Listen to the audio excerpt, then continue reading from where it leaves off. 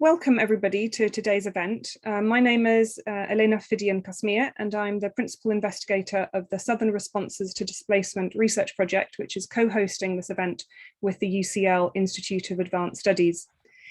Today's roundtable is part of a broader process which will lead to the publication of a series of written reflections by our panelists in a forthcoming special issue of the Open Access Journal of Humanitarian Affairs. And the aim of today's event is to be part of a dynamic and ongoing conversation on the important questions of the future of refugee-related research and of humanitarianism. And this includes critical engagement with regards to the increasing discourse, if not practice, of decolonizing humanitarianism, but of course noting that such critical forms of engagement long predate that trendy topic of decolonization. Our contributors will be drawing on diverse and important experiences, including as academic researchers, as people who have themselves been researched, as responders, including teachers with refugee backgrounds, and former humanitarian practitioners with large NGOs. I won't read out their bios here, but their bios will be posted in the chat box as they speak, and you can also find more information about each of our speakers online on the link that will follow. So our speakers have been invited to bring conversation starters for the group with a view for the event to involve listening to and responding to one another in the spirit of solidarity, including the potential for productive discomfort and productive forms of disagreement and debate.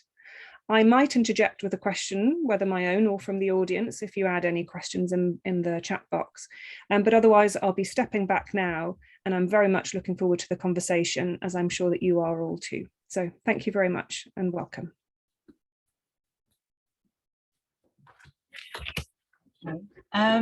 So shall I start us off? So the question that I've been, I guess, grappling with is around, relates to what extent and to what effect is the decolonisation of humanitarianism and refugee-related research meaningful or tokenistic? And I'm happy to share a couple of thoughts, and then of course my colleagues will come in with their own reflections around this. And I know today we're going to hear that there are multiple opportunities to support non-hegemonic ways of producing knowledge. But from my perspective, one of the issues is for the vast majority of institutions or organisations, the will beyond a performative kind of superficial level isn't there. In 2020, with the momentum around Black Lives Matter and COVID-19, we all saw humanitarian and academic institutions release pledges, conduct unconscious bias trainings, reshuffle their boards.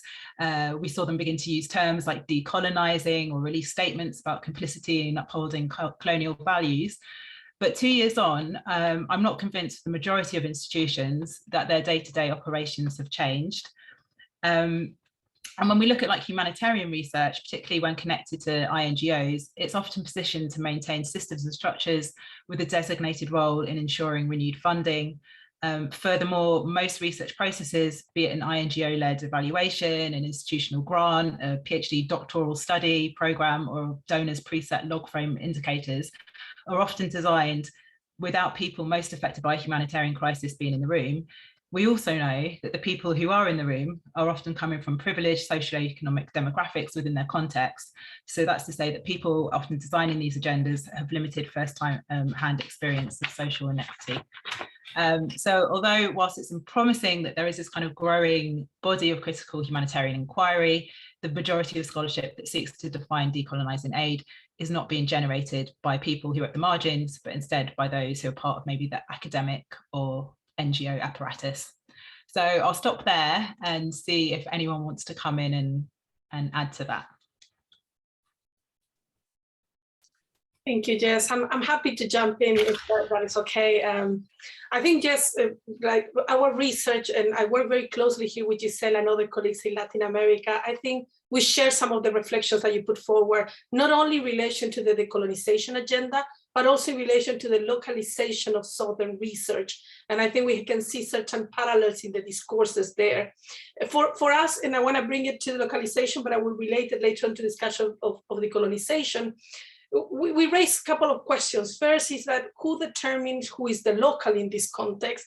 And which is a question that we think is very intertwined, not only the question, but the answer to it as well, to who shapes these agendas. Also the agendas of decolonization that have taken, particularly a couple of years ago, the academic spaces here in the UK as well. And not only who shape it, but also with what purposes and under which terms. And while the call of localization might in some cases have some good intentions, some initiatives really fall short in really promoting a Southern localized knowledge, or really to engage with actors that go beyond the traditional ones. And I know that Elena has also raised this in particular, related with national and regional levels mostly. So for us, the question is like, really, who is the local? And in many cases, the local is not necessarily that one that knows the field the best, but actually those ones that are able to translate locality to Northern, mostly English-speaking actors. And that's not necessarily, decolonized academy, bringing people to the table without giving, the space to shape the agenda is not really decolonizing refugee research or humanitarianism in general. And this is like English-speaking actors really are the ones that are kind of selected for those who control the funding and who allocate the resources. So the exercise ended up being a bit of a rhetorical, because we approach, the local to select the right interlocutor within a particular space. That for us is not necessarily localized research. Instead, it becomes an instrumentalization of the local. And when the decolonial or the Southern or the local approaches are really designed, articulated, and shaped by Northern actors, both academia and within international organization, it already comes with a particular gaze that doesn't necessarily unsettle the structure upon which it's produced.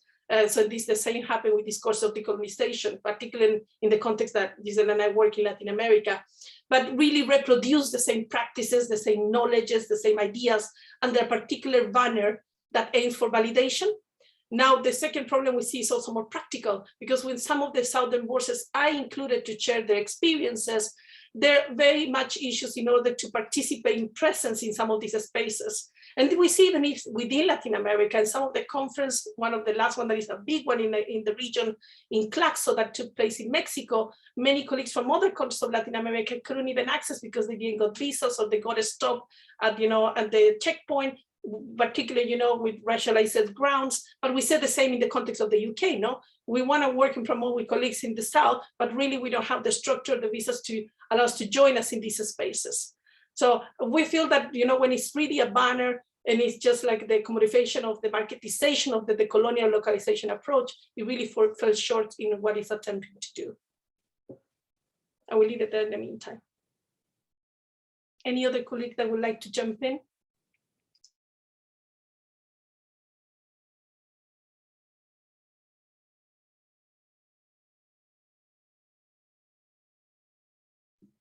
Picking up on the notion of racialization, Patricia, could you please play the first extract? So this also notes, links up with Marcia's point about inclusion and exclusion.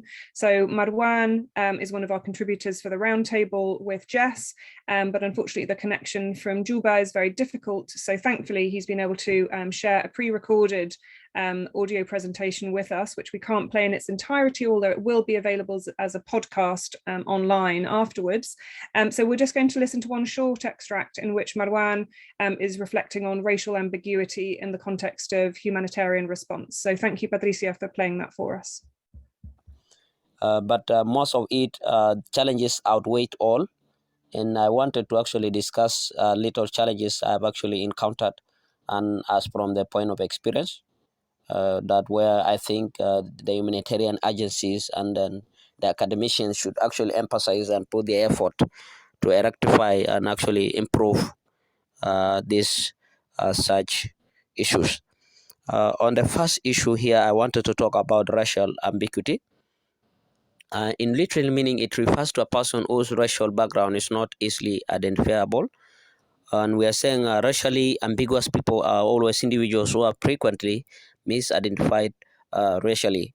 You really take, for example, people fleeing their country as a displaced persons and then running to a third country of choice or second country where you really want to seek for refuge.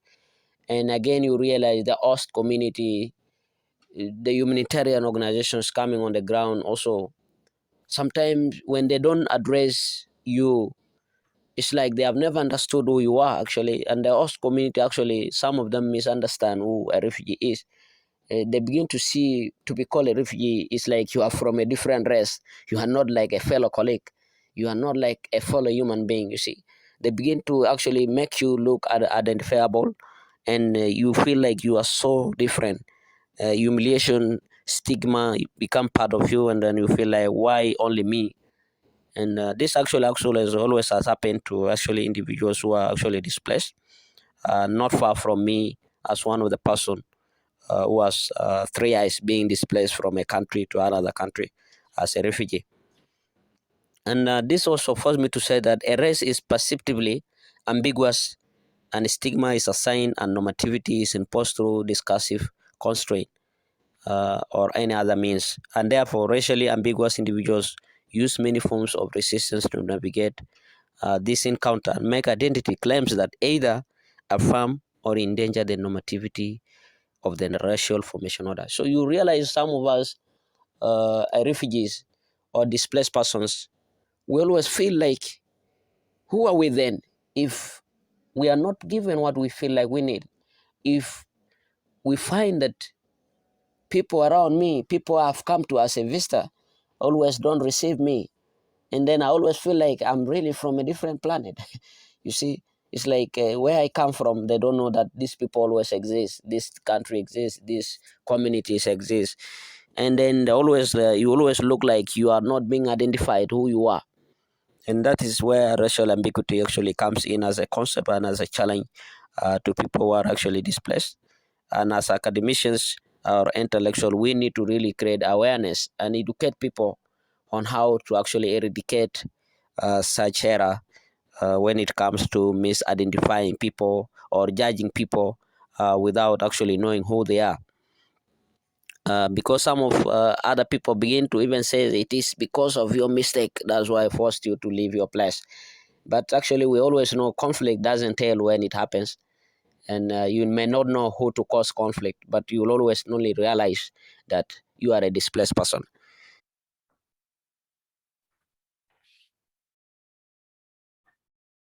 Can I come in? And I agree with some of the points that have been raised, but that just because decolonization is not going on within institutions, it doesn't mean that we as academic researchers can't push for change. One, we should push for, we should think about our research priorities. We should think about the language we use, the categories we use to name people or to even name them into being, as our previous speaker was talking about, in the sense that we create these categories of displaced. The category of displaced people is a humanitarian category created purely for the purpose of managing people.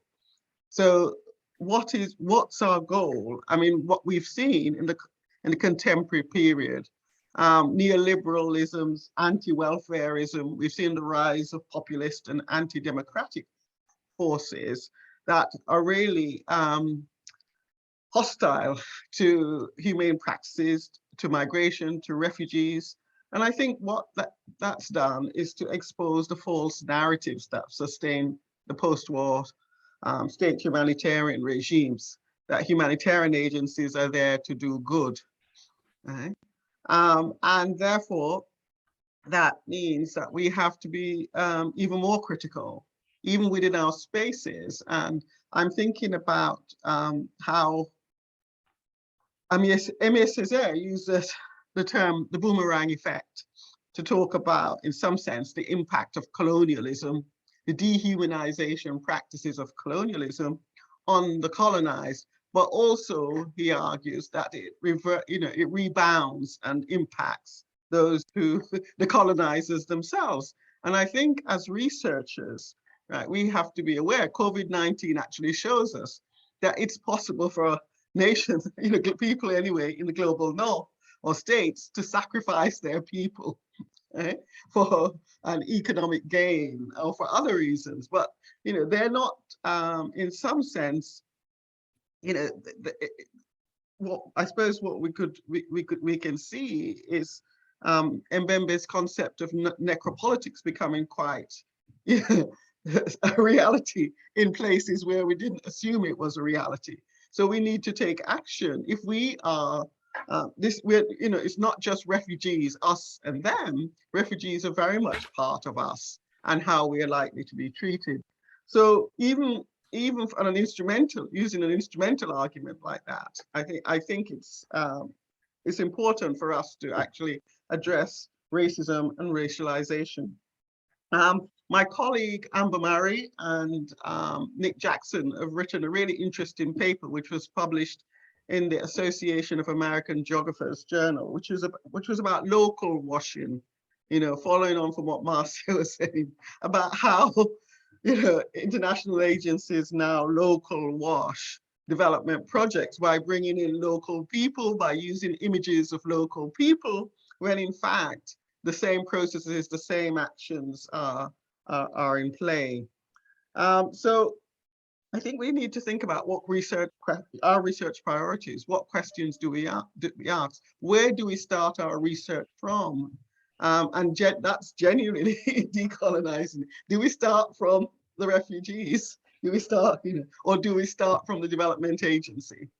And we might not always, I know we're reliant on funding and we might not get funding for such projects, but I think the more of us starting to do that, the better it will be, and the more likely we are to see shifts. Anyway, I'll stop there. I can say more later. Well, can I just maybe go back to that point and complement what the colleagues have been saying here on how basically humanitarian agencies have been reproducing these discourses, these colonial discourses. Well, what we've seen here from our research through this group that Marcia mentioned coming out, those efforts in some cases to decolonizing humanitarianism are in existence. When we were doing research here in the past 2 years during the pandemic to try to find out what the impacts of the pandemic had been on the well-being of migrant and refugee populations in Latin America, what we saw was basically a new assemblage of factors, which includes an increase a more protagonic role of international organizations, such as the United Nations High Commission for Refugees, the International Organization for Migration, and other UN bodies, as well as, of course, CSOs, civil society organizations, local and international ones.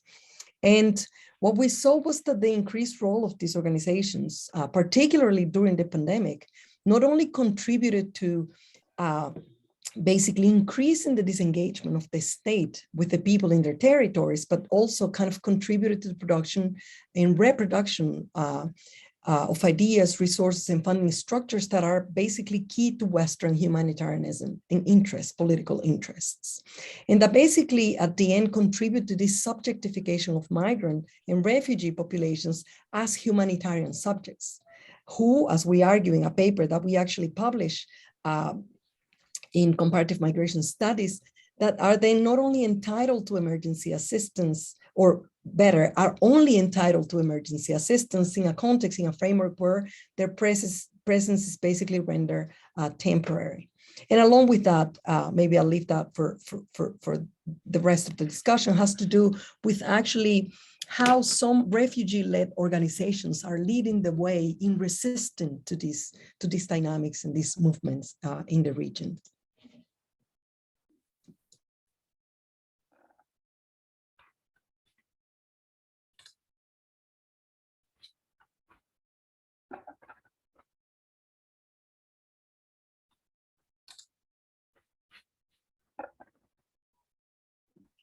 Did you want to come in, Yusuf?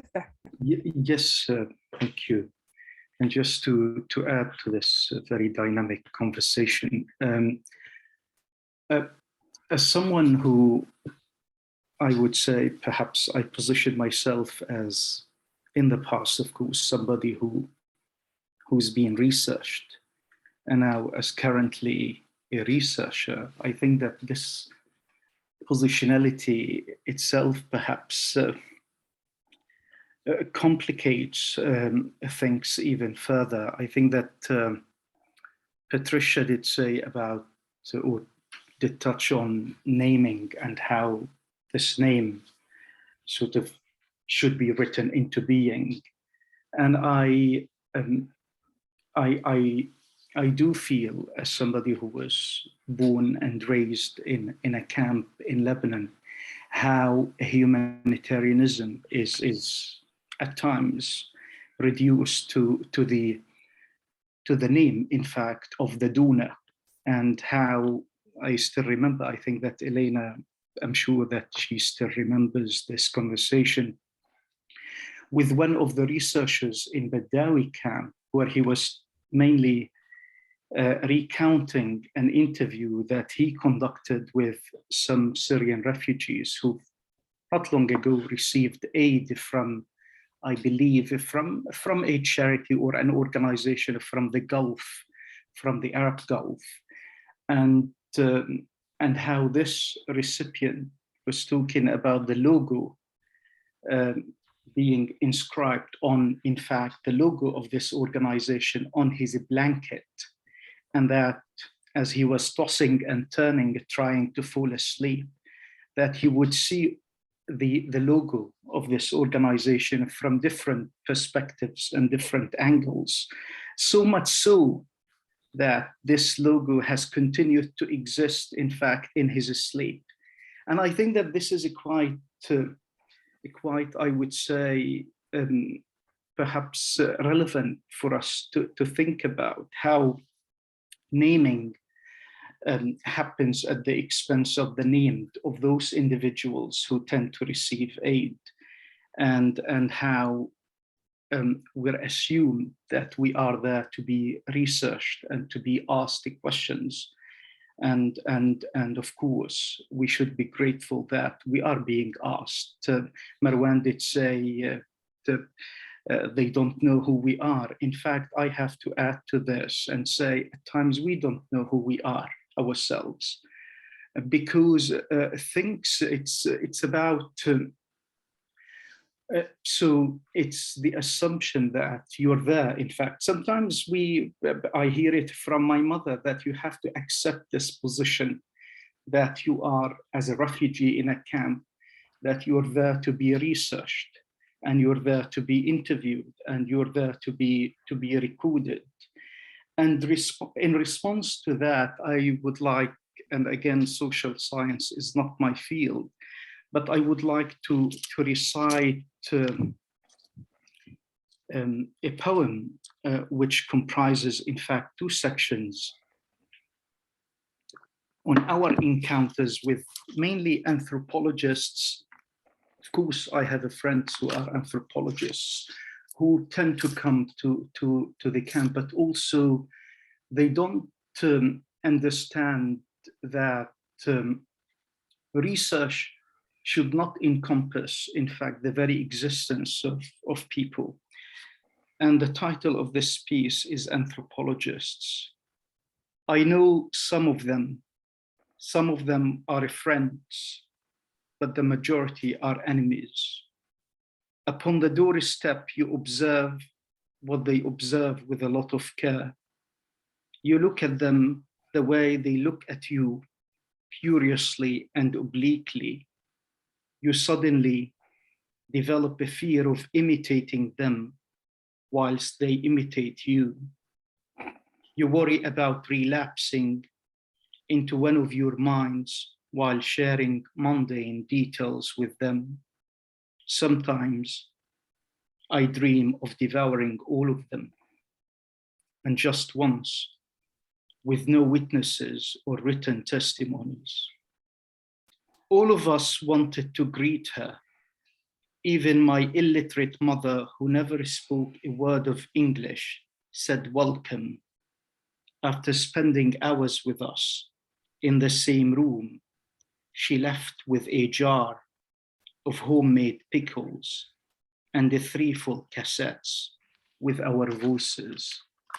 I think that, again, it's about sort of capturing the voice, but at the same time, overlooking, in fact, the silent, perhaps pain and discomfort that those who are being researched tend to hide.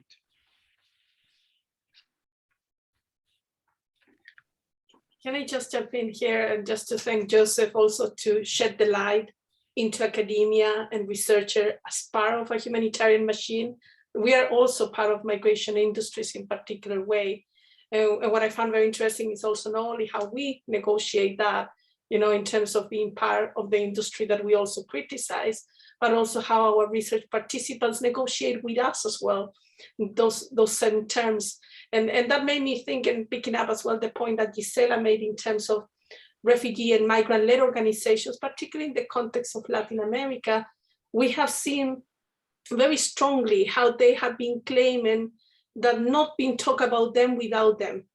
And they make that point very strongly all the time. And this is not recent, of course. We have seen a tradition, of migrant refugee-led organization in the context of Latin America since the Peruvian, refugees displaced in the 90s, then the Colombian displaced in the 2000s, and now with the Venezuelan displaced as well. And they are different. They have different political positions and they come from different places as well, which facilitate or, or create tensions with certain structures of powers that they want to negotiate. So they're not a monolithic, group either. They are very heterogeneous. But if you allow me, the poem that you read to us, Yusef, and thank you for sharing, it reminds me of a particular group of refugees in Latin America, and Gisela might know this very well, is the group of Palestinian resettler refugees that went to Brazil and some to Chile in the 2007-2008. And there's one particular group of Palestinian refugees that arrived to Brazil that they protested outside the offices of the UNHCR for more than 9 months, claiming that they didn't want it to be there. That they, because resettlement is of course a voluntary option for the refugee, and it's a discretionary measure imposed by the states, taken by the states, but they actually said that the information wasn't clear and they really wanted to claim the role of being, refugees. So there's a very beautiful book chapter that our colleague Carolina Molan wrote a few years ago that talk about this idea of the ungrateful subject and how they negotiated that they came to Brazil with all the press, with all this information around, with all this campaign of the UNHCR in Brazil being so generous in Latin America. And they were like, we are not ungrateful with, Brazil. We are just claiming our right to be citizens, citizens of the world, that we have been displaced historically. I'm trying to find the point. I will put in the chat when I find it. It came to me when you said you were talking, but I found that very interesting in terms when we talk about decolonizing research or localized research and the role that refugee population is claiming there. What I wanted to highlight is not only how they negotiate with the humanitarian industry at large in the face of international organizations, but also how they negotiate with us as well as academics and researchers, that we are part of the same industry. I will, if I find the quote, I'm just trying to open files in the meantime, I will put in the chat to share with you. Thank you.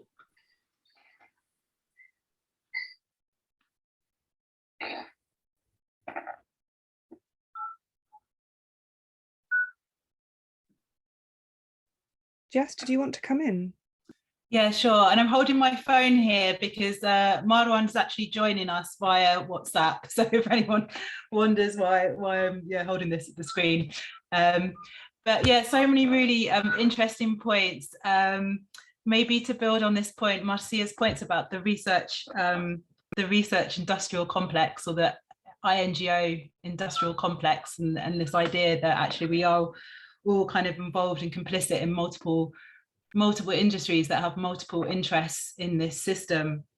It made me think of this really brilliant paper that I read recently by, I think it's Gauthier Marchas, Pauline Bazouzi and Amiable Lameke, called The Data is Gold and We Are the Gold Diggers, Whiteness, Race and Contemporary Academic Research in Eastern DRC. And they really talk about, well, they talk about from the perspective of the demand for quantitative research in Eastern DRC, and how this has created a kind of industrial complex, but there are very implicit hierarchies in people's different roles, and the different value that is placed on somebody who's a data collection as opposed to somebody who's maybe a research associate or someone who's a principal investigator.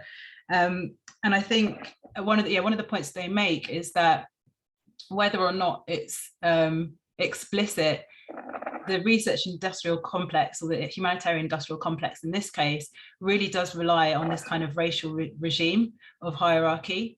or racial regime that that profits from inequality, and it kind of links to kind of Patricia's point where she talks about our roles and thinking about our roles in this research industry and what we can do to, I guess, kind of minimize these ways of working that ultimately disenfranchise so many people, and thinking more about this kind of constructive complicity then. So if we are involved in these apparatuses, if we are working the humanitarian aid system or in, you know, institutions, what are we doing to mitigate that in our practice? How are we using our kind of privileges, our positionalities to kind of leverage and make those small pushes for change, without kind of co-opting this label or idea of decolonizing, which again is very much rooted in struggle and redistribution of wealth. Yeah. Picking up on this, I'm going to suggest to Patricia, that we play the second extract from Marwan's podcast, the entirety of which will be available to listen to online. I'm very sorry, Marwan, that you're having to listen to us through WhatsApp from Jessica's phone because of the barriers that exist. But Marwan, amongst other things, offered some really interesting reflections as well on inequality on financial levels in the humanitarian industry as well. So over to Marwan. Another challenge on this point, I also want to talk as patterns of inequality as being one of the major also challenge in this regard. This pattern of inequalities actually also tried to subdivide it into two, where we look at inequality in form of gender and also in form of classes. And we're saying this give broad trends in patterns of inequalities, especially when I talked of classes, like the wages and expenditure. And this also goes to the regards of the staffs. As a teacher in the refugee context, I've taught in many countries where I've been to as a refugee. And you find that all of you might be teachers. No wonder even some of us may all have big positions, administrative positions, and then or maybe being overloaded with work, lesson plan, scheme of work. And then at the end of the day, when salaries come, you are told that a refugee salary scale is also different from the host community teachers. And in some point, even the refugees are the one carrying the heavy load because we are trying to help our fellow refugee children. But again, you find that you are not paid equally just because they call you as a refugee. And that always created a gap in me, and I always feel like I'm traumatized. I'm so much stigmatized. Why, if we deliver the concepts in class, if we always do lesson planning, if we always do the scheming of work, we approach the same methodology of learning and teaching, and then at the end of the day, the benefits, the compensations, actually is not given equally as all of you teachers, but it is given based on who you are called to. And I see that being part of inequality actually when it comes to wages and expenditure. And I really call in that we as intellectuals and the humanitarian agencies, we really need to see how we can address such concepts. Being called a refugee doesn't mean that you are not able to deliver. Some of us can deliver better. But again, when it comes to compensating the hard work, it is always given along the line of the classes of people being a refugee and being the host community. And I also saw it was actually, if we really want to see how we can address it and put it in the proper context. Under pattern of inequality, I also look at gender. You realize based on our different cultural backgrounds and then our different contexts of areas, women are so much victimized. Yes, women are not given opportunities to be exposed to education. They are looked at like housewife materials. They only look like people who are supposed to be in the kitchen. Even if a degree holder, you are married, you keep your paper under a pillow. You see, such experiences. And then as intellectuals and people whom we are trying to become the agent of change in the global context. Thank you, Marwan. I'm sorry that we have to stop at that point. Who would like to come in and continue the conversation?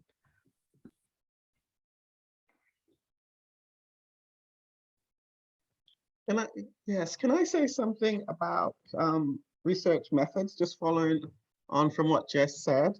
Because I also wrote a paper, actually ended up being a book chapter in the handbook, Routledge Handbook of Gender and Development. And the chapter is entitled, such a long time ago, Researching Sexual Violence in the Eastern Democratic Republic of Congo, Methodologies, Ethics, and the Production of Knowledge in an African Warscape. And the reason why I wrote that chapter was exactly because of what Jess was saying, what I was witnessing in the field, where the same techniques, the same care that goes into research, the care that goes into researching sexual violence in the West is not replicated in the Eastern Congo. And I mentioned the issue about numbers, but one of the techniques I heavily criticized, which was carried out by researchers, I think, in prominent institutions in the West, was going into the middle of a village, throwing a coin, going to the house, the direction in which the coin dropped, speaking to a woman about her experiences. Now, if you've been in an African village, you can imagine how terrible that must be, because the whole village, all the children would come around to listen, right? So there were lots of issues around, about how you re-traumatize people in processes like that. The other issue was about they didn't even I was looking at studies in Chicago and other places where they would give poor women money for food and so on, and for traveling expenses and other things. When they interviewed them, in Africa, they actually said no. It would just, increase expectations of more money. And I thought that's really terrible. So I actually wrote this piece about how we need to think about, the sort of research ethics that we apply, the methods and techniques we deploy, and just don't, because they dehumanize the people we speak to. They also increase the stigmatization if interviews are done, often in the open or in particular places, and also how we represent that data. And I was really concerned about the images of these women, photographs and so on, that were reproduced in reports and available online. And now that everyone can access everything online with mobile phones, we have these women who probably want to move on and live their lives differently. Find themselves constantly being exposed through these humanitarian reports because it justified funding that the humanitarian agencies will receive. So I really do think they're actually very practical things that we can do as researchers to address some of these inequalities.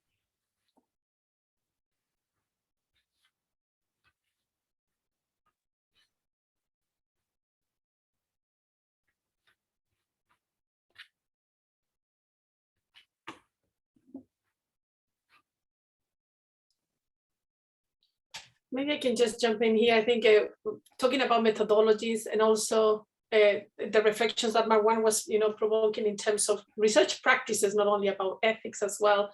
It made me think a little bit about the first question in terms of maybe a question for all of us. How do you think, what are the challenges and opportunities of developing and supporting non-hegemonic ways of producing knowledge in relation to displacement? I think pretty much these questions of ethics and, and research practices come into that one. I would like to briefly share a reflection of our current research project that we really think align with non-hegemonic ways of producing knowledge, but actually is pretty much inserted in hegemonic ways of trying to conduct research. And I think we kind of seen the tension nowadays of how we move forward. So as my colleague Gisela mentioned at the beginning of the pandemic, we came very much without funding, just a group of colleagues getting together, trying to understand the impacts of the pandemic and refugee and migrant population in Latin America. And we started, putting together a research agenda. We came out with a research protocol. At that time, we had ethical questions about conducting research with refugee and migrant population because of the situation they were living in the region. We decided to focus in other organizations instead. And really the process for me as a researcher was very illuminating in terms of working. We were 12 people in a Zoom room, having discussions all from different disciplines. And it was very enriching in terms of working together, and really kind of, I think, saved for me the process of the pandemic, because it became a process, you know, a group of sorority and learning, and also letting go in many cases, because we had very passionate discussions, all of us.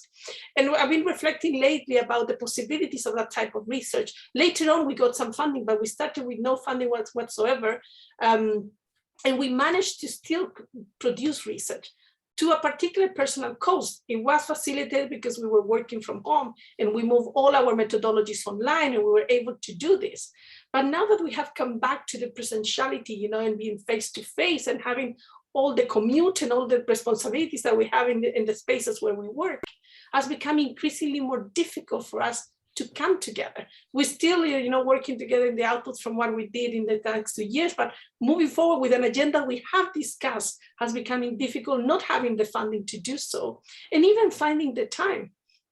And I wonder how these spaces can survive when we are all in Latin America and here in the UK as well, guided by the same metrics of academia, you know, and scholarship in terms of where we publish, what funding we have, etc. You know, how we basically validate our knowledge production at the eyes of neoliberal academia. So I do wonder if any of you has any experience to share in that regard, or maybe something that you have done, or anything that you can recommend. I think for us it has been very important in terms of putting this agenda together and working together, learning from each other, but actually just how to continue, you know, when we have all the pressures of being very much in certain academia, and also thinking about the privilege of why we be able to do that, because despite that we are all in different career paths, you know, in terms of our career development, all of us had a secure employment at the time. And that made possible that we were able to engage in that research process that was completely unpaid. Just to put out there in terms you want to share anything about it. May I just add one extra point to what Marcia has been saying? So going beyond the issue of the funding, right? The other difficulty that we have is gaining visibility for the knowledge we do produce, right? Because then we have, it's very difficult for us to continue to establish this South-North academic dialogue, or even with, you know, that industrial complex, the research or the humanitarian industrial complex, given that, you know, well, there's the outlets for putting out this knowledge is very much English and Northern dominated. One of the things that we actually discussed was, well, how can we socialize all this effort, all this research that we conducted during these 2 years, if we can't even pay for our stuff to be open access? We just we don't even have money to employ, you know, research assistants, let alone pay 1,000 or 2,000 pounds to have our knowledge put out there for a wider readership. So it's just, you know, we are at a loss here. This is the discussion that we are engaging in at the moment. So just wanted to talk about that, you know, prohibitively expensive nature of those open access journals, for instance, that complicates matters even further.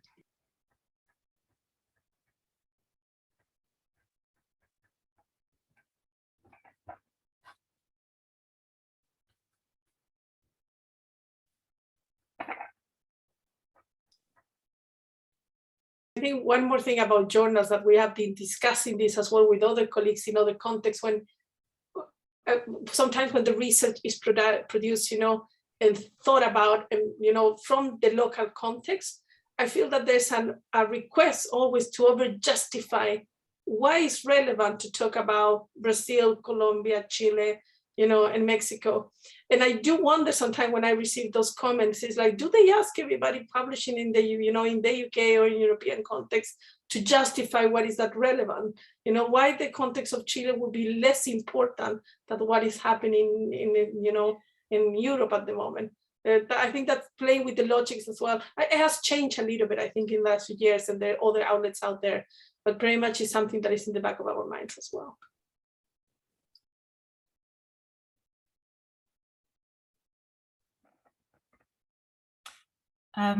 Maybe I could just jump in on some of these points that I think, yeah, when we're when we're thinking about the need to, or how this work is being disseminated, I think it's also another reminder to question who is this research for and who is benefiting from it. And I'll go back to Marwan's point about when he talked about the incentive system within the refugee camps, which has differentiated pay depending on your nationality, on your status, and again, very different from an international aid worker's salary. And within the field that we work in, which is education and emergencies, there are countless studies on teachers' motivation in refugee education and teachers' well-being. There's hundreds of them. Yet there's very few that really talk about this issue of the stark pay inequalities between teachers, or the stark pay differences between an EIE consultant who could go and write a research paper or study on teachers' well-being and perhaps get paid more in a day or a week than many of the teachers get paid in a year. And so I think when we're thinking about the research that we're doing, that's another thing to consider. Who is it for? Who is benefiting from it? And how is this getting disseminated? For me, I mean, I can see, maybe more useful research in our field would be looking at how people unionize in camps. How do people do teacher strikes and push organizations to increase the incentive payments within places of campment? That would be critical insight for people who are also in other camps and need to use that knowledge for push for change. But I think it comes back to this idea about what is currently being produced, and maybe to move us towards thinking forward. If we are thinking about having these very different ways of knowing or kind of countering hegemonic narratives, we really need to think about, again, what we're producing and why we're producing it, and who ultimately is our audience.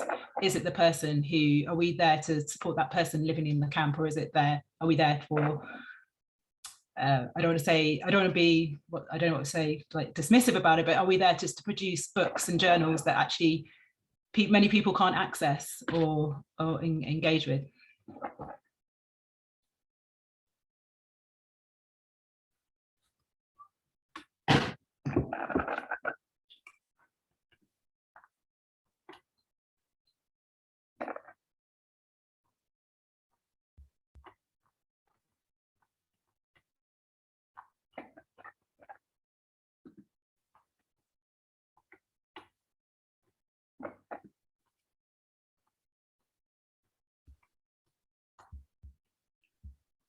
And I also say that I do understand what you mean, but I also think we should recognize that researchers, even those in the global north, are differentiated.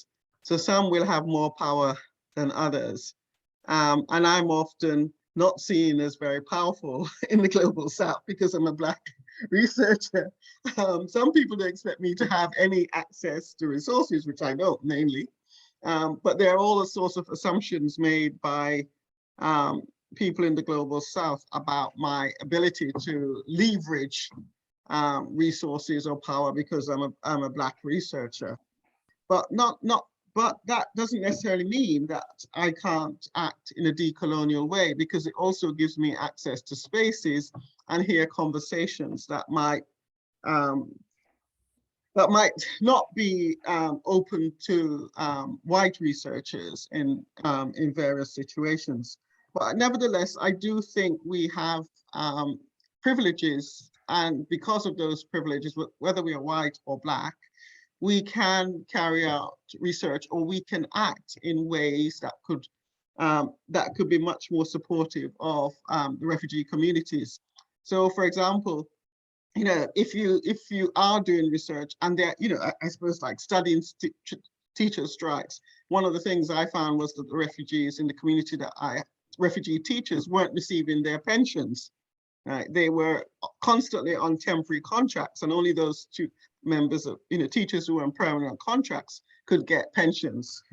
So I started to have those conversations with the Ministry of, of Home Affairs, those responsible for refugees, with the international agencies as well. Although, I think they just fobbed me off probably, but at least we can start, you can start those conversations so that this is not just a matter for those who are in the settlements, who themselves are vulnerable. They will protest, but there's a limit because there's always the danger that they could be sent, you know, forcibly repatriated across the border or expelled. So yeah, you know, there's a geographer called Sarah Koopman who's written about this in relation to Latin America, where she talks about altered geopolitics and how, you know, especially she's a white North American, how our bodies, you know, the power and the positionality we have can actually be used effectively in support in non-hegemonic ways if we think, you know, creatively about how we do so. Going to jump in here, noting we have 8 minutes left, but just picking up on Patricia's notion of acting in decolonial manner, for example, with some of the reflections on the instrumentalization of decolonialism as a discourse and the incomplete implementation of that within institutional frameworks. So Jennifer has shared a question in the chat bar, which is what people think about the term decolonization in the context of knowledge production and humanitarian action. Jennifer writes, the use of the term is obviously contested. It was set in question marks in the title of the event. So what do we think about the term, and to what extent do we think that it's useful for our work? So Patricia's used it as with the caveat kind of in a decolonial manner, but saying that there is obviously a potentiality for something. Shall we, each of us, reflect on this and share a closing thought, or rather than a closing thought, a thought that we can carry forward as the conversations continue on these important questions?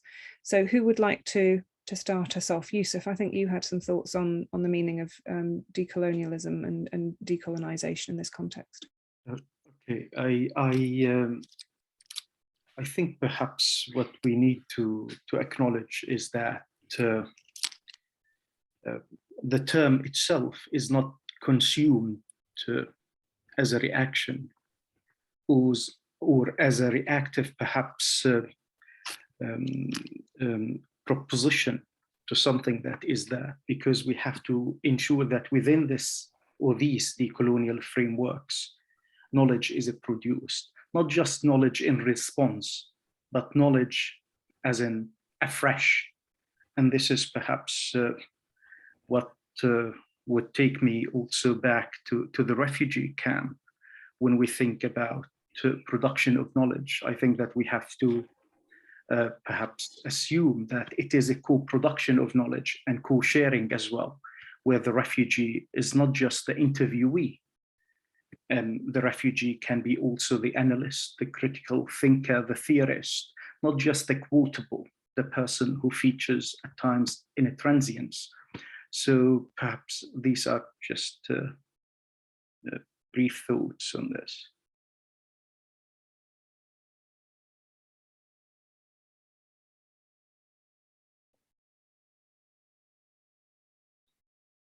I think there's obviously there's a lot of people who are quite keen to criticize, you know, to criticize the use of the term, and I think we should do in terms of especially where it's performative. But at the same time, I think the term has traction. There are also people who are very hostile towards it, and those tend to be establishment people who want to maintain the status quo. And because of their hostility, I think I need to continue using it and to actually operationalize it in a way that you know that actually bring about change. And I use the term, I'm not going to use the term emancipatory in quotes, that can bring about emancipatory change. So that's how I would use it. And that involves doing research that doesn't autonomize. You know, think about how we see the subject, the Western subject, right? Or you know, so can we not, you know, instead of just focusing on doing work that either commodifies or autonomize, you know, people and, you know, make them objectify them. I think we can think about what we mean by, I use decolonization actually with humanization, because I think the two are very are complementary, because the colonial methods have been, colonial logics are about dehumanizing the research, dehumanizing us, dehumanizing the colonized. And if we are going to move away from those logics, then it's a process of humanizing. And therefore, it means solidarity, it means mutuality, it means thinking about work that will emphasize our common humanity. Yeah, thank you for that question. Oh, Gisela, sorry, you go first. Oh, go on. No, please. Oh, sorry, I didn't see you.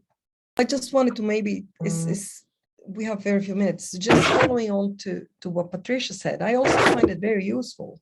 And basically, I think one of our tasks or our responsibilities has to do with imbuing that in our research process, right? And also, this is the only way, or from where I stand, the only instrument or the only tool that I have at hand to give visibilities to these peoples, the people that we care about, that we center our research on. Nonetheless, I myself here feel like I'm swimming against the current, basically, because decolonizing is not pop around here, as it may, because the metrics employed to keep my job are or have been entirely colonized by the metrics of Northern academia. So I am being called to produce and to publish in those academic journals that, as I mentioned before, not only question why we matter to begin with, like Marcia said, but also we have a very hard time, socializing our research in these outlets. That's just wanted to complement that. Thank you, Gisela. I have mixed feelings about the term, decolonize and decolonization, but I do find that if it is relevant, as long as we use a reflexive decolonization approach in terms to recognize our own, and unveiling our own complicity, either in colonial dominion over space, or, our being complicit as well in how we might reproduce hegemonic ways of, humanitarian research and practice. So I think is relevant in that regard, to understand what decolonization entails and what it can be beyond, being co-opted or marketized in particular way just to create new points for universities. So I think we could have a decolonial agenda in practice.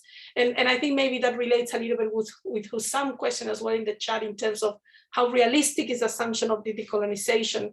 I think Hussam, in the context of Latin America, as Gisela said, it's not an agenda that is particularly driven either by the organizations or government, maybe by academia, but actually I think it's really pushed by the refugees and migrants organizations themselves, understanding that, of course, not every refugee or migrant is part of an organization, and there are many with completely different interests, but they have been pushing for a space in the table, not only to be invited to those spaces in particular way, but actually to be active, even in our spaces, recognizing, the need for payment for researchers, if they're going to be researchers, but also being part of the discussions about migration governance, understanding that still their mobility and lives are determined by governance structures, within and outside the territory, but at the same time that any policy that attain them, they want to be part of it. So I think that, the reality is it's a difficult one, but I do think from the context that we study in particular, we can see how they have become very articulated and very, they have